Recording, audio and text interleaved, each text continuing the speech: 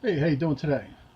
What's on our carpet today is we're going to replace the exhaust manifold on this 1998 Jeep Grand Cherokee. It's got the 406 cylinder in it. If you've never seen one of those before, never looked under your hood, here it is. And one of the first things we're going to do is we're going to be disconnecting things on the top here. We're going to start with the air box, and then we're going to disconnect these linkages right there, your throttle, your kick down, whatnot. Then you got to do your fuel rail, and I'll show you how to do all that. Okay, one of the big things we've got to take off, and the very first thing, once we get the air box out of the way, is your power steering pump. We're going to have to take that right off, and I'll show you how to do that. And you're going to wind up tucking it back over here. Okay, one of the first things you're going to have to do, see if I can get some light on the subject down there. One of the first things I like to do, and I'm going to do, is if you look, let's see if we can see it. I'm trying to get you some light down there. Right down. Can you see it? Is there too much? That's a little too much down there, isn't it? Try to turn my flashlight down a little bit. Right down there. Well, right on the bottom of your exhaust flange, let's say. I'll kick it up one more notch. Let's see if I can get it down in there. Right down in there. Let's see. Right down in there. You can see, just see the flange, and there's two bolts there.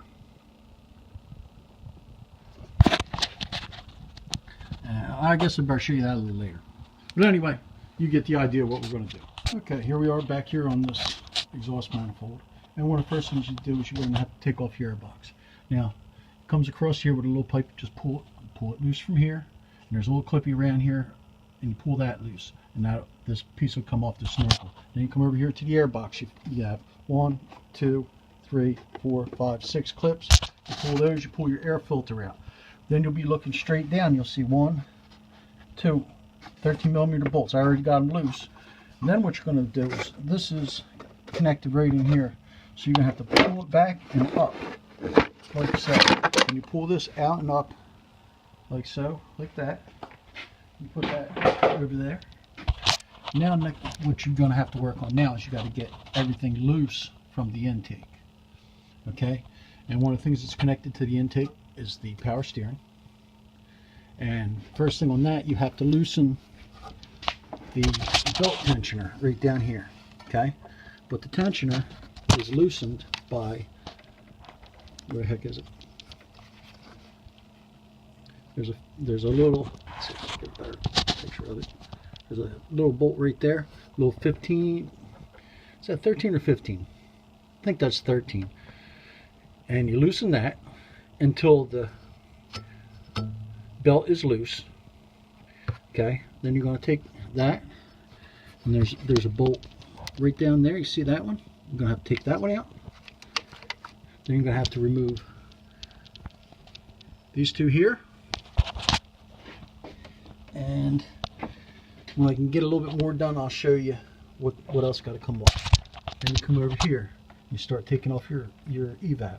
Pull this loose. You pull this loose. You pull this loose like that.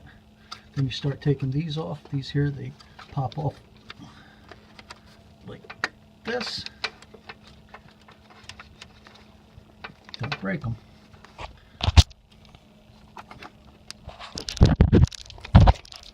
Okay, pops off like that. This one does the same way. You got to push it out. Got to loosen that. This one here, you pull this around.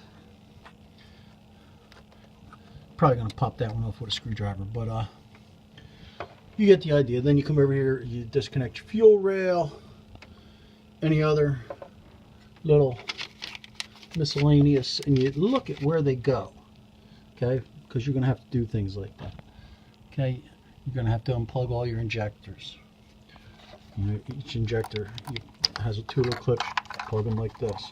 Well, I got the camera on, I'm just showing you. There's one under here.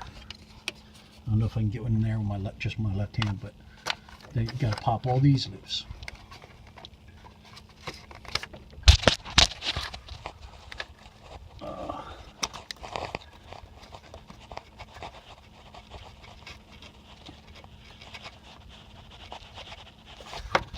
Okay, you're popping your little hoses here loose. Taking these off. Taking for your power brakes, you take that off. Just tuck it back. Take all this stuff loose and just tuck it away. Turn it around, tuck it back. There's another one over here. It's here. This one here. Pops loose. Okay, what else we got? What else? Got this one here. This one pops loose. Boom, this one here.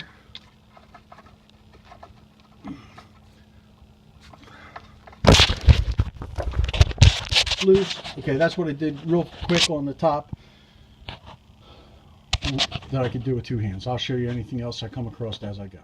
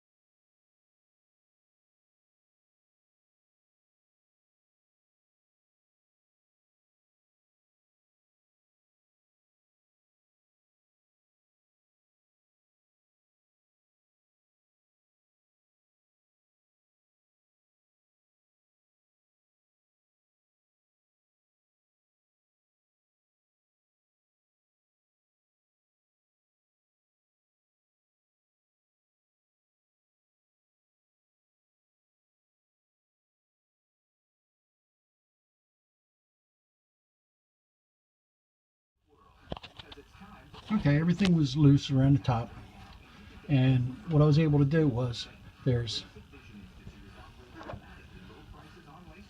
4 14mm bolts in the top, and if you reach down underneath, there's 4 more in the bottom of the intake. Okay, once you loosen the intake, okay, I should be able to just grab a hold of this thing and pull it out. If I can get a good hold. Okay, there's my intake. And there was actually only 2 holding the intake in the bottom. I must have, yeah.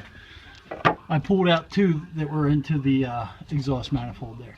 Now you can see the exhaust manifold, and you can see what I have down there. Alright, I don't know if you can see the crack. You can see the crack right now. I tried to put a little marine text reaching in there. That was just pissing in the wind.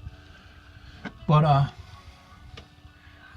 yeah, now I can cut my bolts off down there. I didn't do it before. I didn't feel like crawling under there. I just figured I'd reach under there with a whiz wheel and cut them right off. I don't even mess with trying to loosen them. But that's what my problem was. And now you can see the header. And from what I've heard, the Jeep guys like this header better than, pretty much better than the performance headers. But anyway, I got the OEM. It looks a little different. I'll show it to you when I get it out of the box after I clean everything up. And we'll go from there. All right, but the remaining ones holding in the exhaust manifold are 2 15mm, and there's one over here, and there's one over here. I didn't take this 14 all the way out. That's one for the intake.